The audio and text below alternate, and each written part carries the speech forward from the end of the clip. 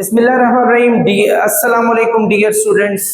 आज chapter number 6 का एक और बहुत अच्छा टॉपिक वेंचुरी मीटर, इसको हम स्टडी करने जा रहे हैं।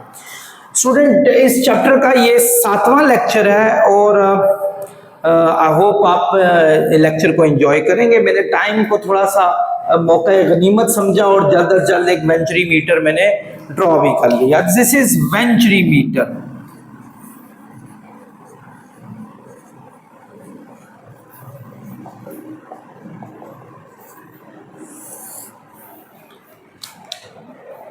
Actually I used to call it ventri metre. TU में थोड़ा सा आप चिरी भी पढ़ सकते हैं, लेकिन मेरी एक स्टूडेंट पीछे बैठी है, उन्होंने कहा नहीं sir this is venturi metre, तो okay I take it. Venturi metre ये एक ऐसी डिवाइस है स्टूडेंट जिससे हम किसी भी फ्लूइड का स्पीड को मेजर करते हैं, यानी फ्लूइड किस स्पीड से जा रहा है। So this is what we can find out through this meter. Venturi meter या वेंट्री मीटर आपके सामने एक ड्रॉ हुआ है जिसमें आपका ये क्रॉस सेक्शनल एरिया एक अच्छा खासा एरिया है और यही एरिया आगे जाके आपका स्क्वीज हो जाता है। आप देखें ये स्क्वीज हो गया थोड़ा सा एरिया और यहां से फिर इसका एरिया जो है वो ग्रेटर हो गया। स्टूडेंट, आप सब ने इक्वेशन ऑफ कॉन्टिन्यूटी पढ़ी थी। क्या थी इक्वेशन ऑफ कॉन्टिन्यूटी? कि A1 V1 is equal to होता है A2 V2, यानी A1 का प्रोडक्ट जो है वो हर वक्त कांस्टेंट रहता है। This is what is actually, और इसका मतलब हुआ कि अगर V को मैं वहां जाके फेंकूंगा तो एरिया हमारा, इनफैक्ट अगर मैं एरिया को फेंकूंगा तो एरिया और V का आपस में जो रिलेशनशिप है that is inversely proportional to each other, यानी greater is the amount of area, small is the speed, and small is the area, greater is the speed. So इसका मतलब हुआ कि यहां स्पीड आपकी बहुत कम है, obviously area, cross section area with respect to ये काफी ज्यादा है। लेकिन जब ये वाटर या जो फ्लूइड है व्हाटएवर, जब ये इधर से गुजरता है, याद रखें फ्लूइड को हमेशा आपने एक आइडियल फ्लूइड लेना है। जब ये फ्लूइड, आइडियल फ्लूइड की क्या कैरेक्टरिस्टिक होती है कि वो हमारा नॉन विस्कस होना चाहिए, वो लेमिनर फ्लो रखना चाहिए। सो ये लेमिनर फ्लो से जब यहां दाखिल हो रहा है तो आप देखें थोड़ा स्क्वीज होने की वजह से इसका एरिया छोटा हो गया with respect to this one. तो इस जगह पे जो स्पीड है वो बहुत ज्यादा हो जाएगी इनफैक्ट, यानी हम कह सकते हैं कि speed of fluid in this narrow path is greater than speed here. यहां की स्पीड से यहां की स्पीड ज्यादा होगी, यानी ये स्पीड ज्यादा, ये स्पीड हमारे पास कम है, ऐसा ही होगा। स्टूडेंट, अब नेक्स्ट क्या है? और एक्चुअली हमने नेक्स्ट ये क्या है, व्हाट इज दिस, कि आपका यहां फ्लूइड बढ़ रहा है जबकि यहां फ्लूइड का जो लेवल है वो हमारे पास काफी कम हो रहा है। व्हाई इज दिस, ऐसा क्यों है? स्टूडेंट, आपने बर्नौली थ्योरी में पढ़ा था, बर्नौली थ्योरी में, बर्नौलीज इक्वेशन में पढ़ा था, इक्वेशन में पढ़ा था कि स्पीड जितनी ज्यादा होगी प्रेशर उतना कम होगा, और स्पीड जितनी कम होगी उतना ही स्टूडेंट्स प्रेशर ज्यादा होगा। यहां प्रेशर स्टूडेंट काफी ज्यादा है, रीजन स्पीड इसकी कम है। तो हम कह सकते हैं कि एक्चुअली वेंचुरी मीटर में एरिया 1 जो है वो ठीक है, that is greater than area 2, और इसी की वजह से इसका प्रेशर भी ग्रेटर है प्रेशर 2 से, जबकि स्पीड में ये इनवर्स हो गए, उल्टे हो गए। तो इस जगह पे प्रेशर ज्यादा होगा, तो इसने ज्यादा प्रेशर दे के यहां जितने भी आपके अल्लाह भला करे फ्लूइड है उसके जो हाइट है उसको रेस कर दिया, जबकि यहां फ्लूइड की हाइट कम हुई, रीजन यहां प्रेशर इतना ज्यादा नहीं था, स्पीड ज्यादा थी लेकिन प्रेशर इतना ज्यादा नहीं था, इसलिए ये काफी ऊपर नहीं जा सका। सो एक सम अप करता हूं एक लाइन में, venturi meter is a device that is used to find the flow of fluid. Fluid के फ्लो को फाइंड करने के लिए वेंचुरी मीटर डिवाइस यूज होती है। Okay, the greater is the cross sectional area, less is the speed, less is the cross sectional area, greater is the speed. यहां speed ज्यादा, यहां स्पीड कम, यहां स्पीड कम, तो आपका बर्नौली थ्योरी के मुताबिक यहां का प्रेशर बहुत ज्यादा। सो यहां का प्रेशर ज्यादा होने से ये फ्लूइड ऊपर चला गया, जबकि ये ऊपर नहीं जा सका। हमने इस फ्लूइड की टोटल हाइट h1 रख ली, जबकि इस फ्लूइड की हाइट हमने h2 रख ली। अगर हम इस पूरे h1 में से ये h2 निकाल दें तो ये हमारे पास हाइट बचती है, that is the difference between these two, यानी उन दोनों के हाइट्स के बीच का डिफरेंस है। I think you got it. अब हम आते हैं इसके इक्वेशन की तरफ। डियर स्टूडेंट्स, अब चलते हैं हम इसके प्रूफ की तरफ, और हम ये फाइंड आउट करेंगे कि अगर हमारी स्पीड यहां से गुजर रही है तो यहां से भी गुजर रही है, ऑब्वियसली यहां की स्पीड डिफरेंट है, यहां की स्पीड डिफरेंट है। अगर हम स्पीड को फाइंड आउट करना चाहें तो ये स्पीड कितनी होगी, यहां आपकी तवज्जो एक चीज पर लेके चलता हूं। अगर ये एरिया स्क्वीज ना करता सो हमारे पास ये स्पीड एक ही जैसी रहती थ्रू आउट, क्योंकि ऑब्वियसली इसका क्रॉस सेक्शनल एरिया एक ही जैसा रहना था। तो ये जब स्पीड एक जैसी रहती तो हमारे लिए ये मैथमेटिकली स्पीड फाइंड करना मुश्किल होता। क्यों होता, ये भी मैं चलता हूं, मैं आपको बर्नौली इक्वेशन से पहले इसका प्रूफ देता हूं और उसके बाद समझाता हूं ऐसा क्यों होता। स्टूडेंट, आपको यह बात पता है कि बर्नौली इक्वेशन थी P1 प्लस रो जी H1 प्लस 1/2 रो V1 का स्क्वायर। इसको हम work done per unit volume, इसको potential energy per unit volume, इसको kinetic energy per unit volume भी कहते हैं। I told you in Bernoulli theory. P2 plus rho g H2 plus 1/2 rho V2 का square, ये आपस में इक्वल होंगे। स्टूडेंट, आमतौर पे ये दोनों जो आपके पास हैं, potential energy per unit volume और potential energy per unit volume, ये वाटर आपका हॉरिजॉन्टली फ्लो कर रहा है, इसमें बहुत बड़ी पोटेंशियल एनर्जी तो लग नहीं रही है, ठीक है।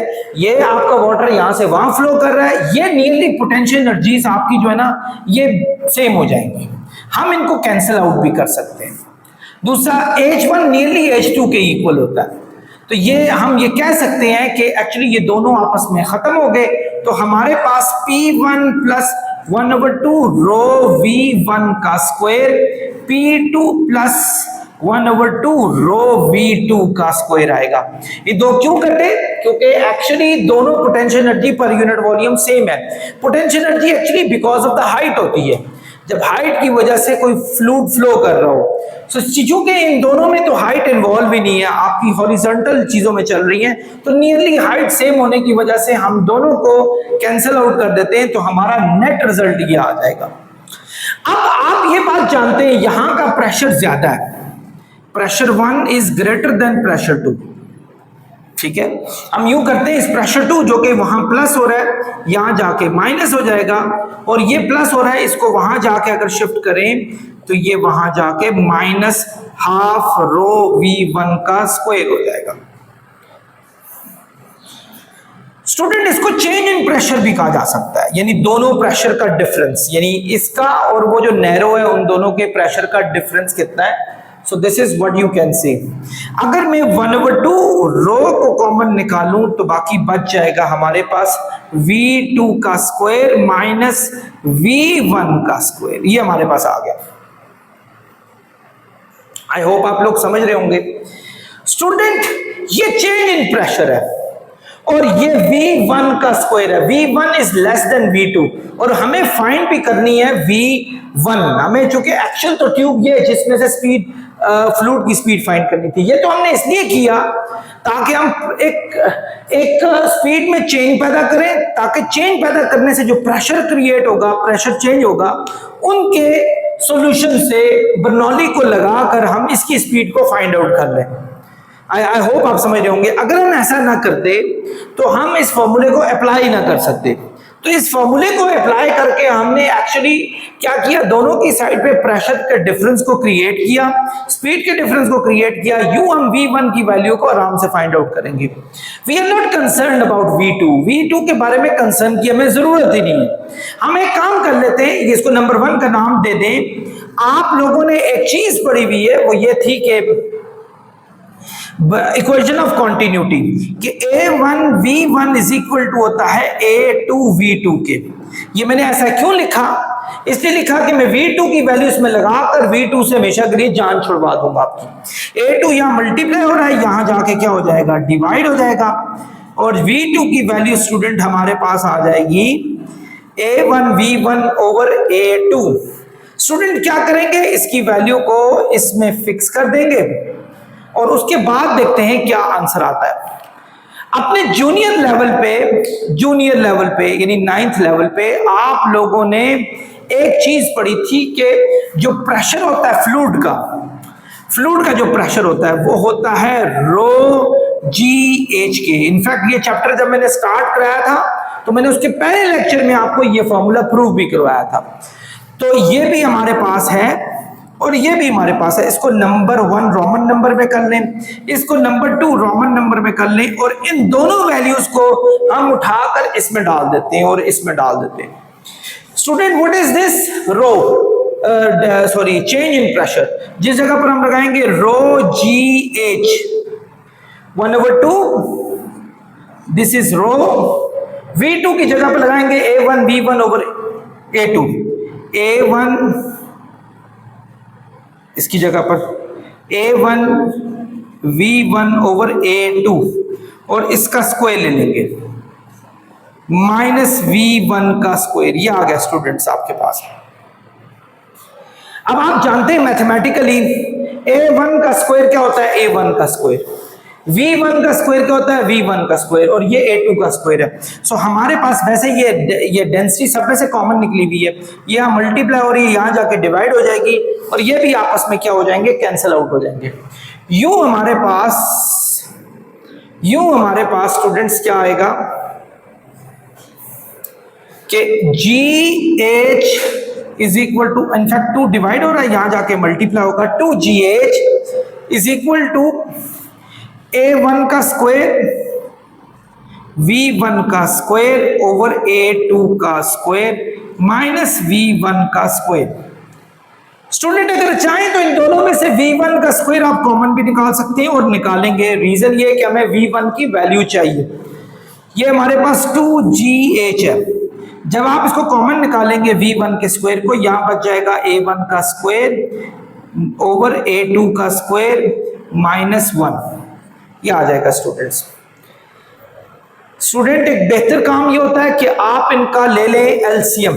ये इनका जब आप इनका एलसीएम ले जाएंगे, V1 का स्क्वायर ये आ जाएगा A2 का स्क्वायर, A1 का स्क्वायर 1A, इन दोनों को डिवाइड करेंगे यही आएगा, इसको 1 से मल्टीप्लाई करेंगे A2 का स्क्वायर आ जाएगा।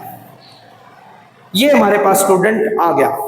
स्टूडेंट्स ये यहां मल्टीप्लाई हो रहा है, जब आप इसको वहां जाकर शिफ्ट करेंगे तो ये हो जाएगा 2GH ओवर A1 का स्क्वायर माइनस, अच्छा ये भी आप लिख सकते हैं, आपकी बुक में ये पूरे का पूरा ये मल्टीप्लाई होकर डिवाइड हो रहा है, तो इससे फर्क नहीं पड़ता, मैं इसी को लिख लेता हूं, आपकी बुक को फॉलो करता हूं। A1 का स्क्वायर ओवर A2 का स्क्वायर -1, और ये हमारे पास आ गया स्टूडेंट V1 का स्क्वायर।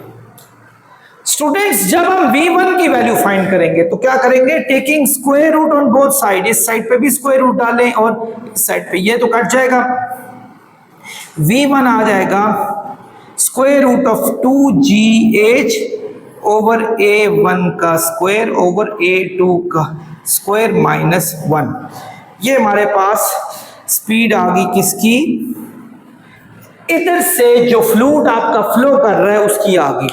अब अगर ये वाटर हुआ, पानी, तो G की वैल्यू, आई एम सॉरी यहाँ तो डेंसिटी है ही नहीं है। अगर तो ये कोई भी फ्लूइड हुआ, आपको हाइट पता होनी चाहिए, G पता होनी चाहिए, कि जी कितनी है, हाइट आपको पता होनी चाहिए, जी आपको पता है सबको 9.8 होती है। A1 हमारा इसका क्रॉस सेक्शनल एरिया पता होना चाहिए, A2 इसका क्रॉस सेक्शनल एरिया पता होना चाहिए। आप इनमें वैल्यूज डालें और आपको ये पता चल जाएगा कि यहाँ फ्लो कितना है स्पीड का, यानी आपको इसकी स्पीड की जरूरत नहीं पड़ी। So this is a very easy way to find out the Venturi meters basic equation that shows us how a speed of efflux, a speed of fluid can be found through any equation. So this is the best method to do it. I'm sure you got it. Dear student, एक और topic की तरफ चलते हैं, that is aerofoil. आप माशाल्लाह पिछले 3 दिनों से एक ही चीज पढ़ते जा रहे हैं, दैट इज बर्नौली थ्योरी। तो बर्नौली थ्योरी को हम थोड़ा मजीद आगे बढ़ाते हैं और एरोफॉइल पे आ जाते हैं। What is aerofoil? एरोफॉइल कहा जाता है कि किसी भी ऐसी चीज को जिसने हवा में लिफ्ट करना हो, यानी ऊपर की तरफ उठना हो, तो उसके जो विंग्स होते हैं उनको ऐसे डिजाइन किया जाता है कि वो एक ऑटोमेटिकली एक प्रेशर लगे और उस प्रेशर से वो चीज ऊपर की तरफ लिफ्ट कर जाए। देखिए ये मैंने एक पर ड्रॉ किया हुआ है। आमतौर पे कभी आप जहाज में बैठे हो तो एरोप्लेन में, तो आप देखेंगे कि जहाज अगर यूं जा रहा है ना आपका, यूं उसके पर बाहर निकले तो वो थोड़े से टिल्ट होते हैं नीचे की तरफ टिल्ट होते हैं, यानी बिल्कुल स्ट्रेट ऐसे नहीं होते, थोड़े से टिल्ट होते हैं। यानी जब वहां से हवा चलती है जिसमें वो जा रहे होते हैं ड्रैग करके, तो हवा ऊपर की साइड पे ज्यादा स्पीड लगा रही होती है, जबकि नीचे उसको जाना थोड़ा सा मुश्किल होता है और वो टर्बुलेंट फ्लो, या समझ लें कि नीचे उसके लिए इतना आसान नहीं होता, यानी ऊपर हवा की स्पीड ज्यादा तेज होती है। बिल्कुल ऐसे ही है, ये एरोफॉइल जा रही है, आप देखें ये एयर उसको लैमिनर फ्लो बनाकर, स्लिपरी लैमिनर फ्लो बना के जा रही है, और जबकि नीचे वाली साइड पर चूंकि उसका डिजाइन ही ऐसे हुआ है कि वहां इतना इजीली नहीं वो हवा गुजर सकती, यानी आप समझ लें कि इस जगह पर स्पीड जो होती है वो लो होती है, लो, जबकि यहां की स्पीड हवा की क्या होती है भाई, जितना भी फ्लूइड है वो हाई होती है। आपने बर्नौली थ्योरी पढ़ी, बर्नौली साहब क्या कह रहे थे? बर्नौली साहब कह रहे थे कि जहां आपकी स्पीड ज्यादा होगी वहां प्रेशर लो होगा, और जहां स्पीड कम होगी वहां प्रेशर हाई होगा। इसका मतलब हुआ कि आपकी स्पीड यहां ज्यादा है, यहां प्रेशर जो है, प्रेशर वो लो है, लो प्रेशर, जबकि यहां जो प्रेशर है वो हाई हो जाएगा, high with respect to this one, इसके मुताबिक। सो एक परपेंडिकुलर प्रेशर जनरेट होगा जो कि ज्यादा प्रेशर था यही वाला, और ये इसको ऊपर की तरफ लिफ्ट करेगा, और आपके विंग्स ऊपर की तरफ लिफ्ट होंगे और एक बॉडी आराम से, जैसे एरोप्लेन है वो आराम से ऊपर की तरफ जा सकता है। ये बिल्कुल इसी फिनोमेना पे काम करता है जो बर्नौली का फिनोमेना है। इसी तरह जब आप जहाज लैंड करते हैं, अगर कभी आपने ट्रेवल किया हो, तो आमतौर पे मैंने कहा है कि पर थोड़े टिल्ट होते हैं, लेकिन उन कभी कभी जैसे वो लैंड करता है जमीन पर, तो अब इस खदशे से बचने के लिए कि कहीं जहाज उड़ ही ना जाए चलते चलते, तो वो थोड़ा सा यूं एक उसके ऊपर एक ऐसी चीज ऑन करते हैं कि यूं ड्रैग पैदा होता है, यानी पर थोड़े से टेढ़े, पर शायद टेढ़े ना हो लेकिन उसमें एक डिवाइस ओपन हो जाती है यूं करके, वो क्या करती है, वो हवा को निचली साइड से रिटार्ड करवाती है, नीचे जाकर हवा की स्पीड कम होती है, जबकि ऊपर साइड से, चूंकि ये यूं टिल्ट होता है, ऊपर साइड से हवा की स्पीड जो है वो कम होती है, नीचे से ज्यादा हो जाती है। तो जहां स्पीड ज्यादा होगी वहां प्रेशर कम होगा। तो होगा ये कि जब थोड़े से आप वो जो पर हैं वो बाहर की तरफ यूं निकले हुए होंगे, तो नीचे हवा की स्पीड ज्यादा थी तो प्रेशर कम था, यानी नीचे से ऊपर प्रेशर नहीं लगेगा। ऊपर से हवा की स्पीड कम थी तो ऊपर से नीचे प्रेशर लगेगा, और वो उसको एरोप्लेन को बिल्कुल जमीन के साथ ग्राउंडेड रखेगा कि किसी तरीके से भी कोई ऐसा मिसहैप क्रिएट ना हो जाए। So all because of the Bernoulli's, Bernoulli की वजह से ही ये सब चीजें मुमकिन हुई है। I hope you understood this topic. Student हमारा नेक्स्ट टॉपिक है that is the Magnus effect. Bernoulli application की एक और इंपॉर्टेंट हमारी बात, मैग्नस इफेक्ट में क्या होता है स्टूडेंट। मैग्नस इफेक्ट एक्चुअली कहते किसे, कि कोई भी स्पिनिंग ऑब्जेक्ट जो स्पिन करता हुआ जा रहा हो और जब वो एयर में रिटार्डिंग मोशन एयर में जाता है तो उसके अंदर एक खास किस्म का प्रेशर डिफरेंस क्रिएट होता है किसी एक साइड से। इसकी सबसे अच्छी एग्जांपल्स, पहले तो मैं आपको ये थोड़ा सा एनालॉगस एग्जांपल दूं ताकि आपको ये थोड़ा समझ भी आ जाए। आपने अक्सर औकात देखा हुआ है कि जब भी फुटबॉल पोस्ट पे आपके गोलकीपर मौजूद होता है और एक किक लगाने वाला फुटबॉल को ऐसे किक लगाता है कि वो एक्चुअली मार सामने रहा होता है और बॉल आगे जाकर थोड़ी सी टिल्ट हो जाती है और गोल भी हो जाता है समटाइम। इसी तरह आपने टेनिस में देखा होगा, बड़े मशहूर जो टेनिस वाले गुजरे, उन्होंने वो क्या किया करते थे, वो टेनिस को इतनी जोर से ऐसा स्पिनिंग उसमें वो फिनोमेना क्रिएट करते थे कि बॉल जाती थी, जाते ही हवा में स्विंग हो जाती थी और दूसरे को समझ ही नहीं आती थी और वो अपने पॉइंट्स लेने में कामयाब हो जाते थे। ऐसा कैसे मुमकिन है? देखिए आपके सामने एक बॉल मौजूद है, इसी तरह क्रिकेट में भी यही काम लगाया जाता है। ये बॉल मौजूद है, सामने से हवा आ रही है, हवा अब बॉल यूं स्पिन कर रही है आपकी। ये स्पिनिंग बॉल जब आपकी आगे जा रही है, यहां से आपका क्या कहते हैं एयर उसको रिटार्ड करने की कोशिश कर रही है। जब एयर इस पे चलेगी यानी यहां जाकर हिट करेगी तो स्पिनिंग बॉल इसको आगे की तरफ पुश करेगी।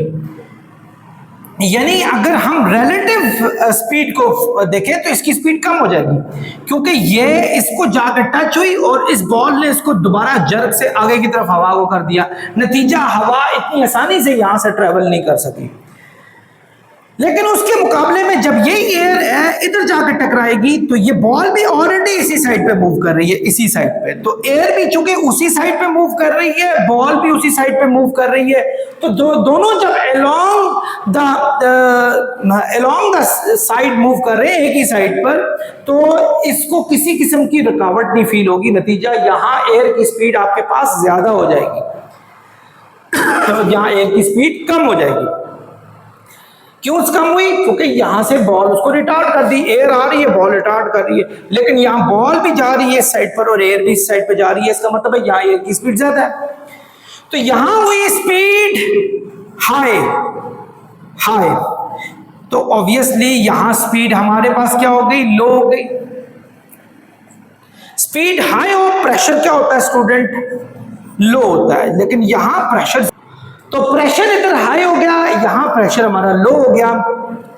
तो जहां प्रेशर हाई होगा वहां से एक परपेंडिकुलर प्रेशर, चूंकि प्रेशर डिफरेंस क्रिएट हो गया, तो आपकी ये जो स्पिनिंग ऑब्जेक्ट है ये हवा में या उस फ्लूइड में एक एक्स्ट्रा डेविएशन ले लेगी, यानी सीधी सीधी जाते ही पाथ से थोड़ा सा डेविएशन ले लेगी। सो this is called Magnus effect. आमतौर पे क्रिकेट में अच्छे जो स्विंग बॉलर्स होते हैं, जब बॉल रिवर्स स्विंग नहीं कर रही होती तो वो इसी तरीके से एक मैग्नस इफेक्ट के जरिए हवा में ही बॉल को स्विंग करने की कोशिश करते हैं।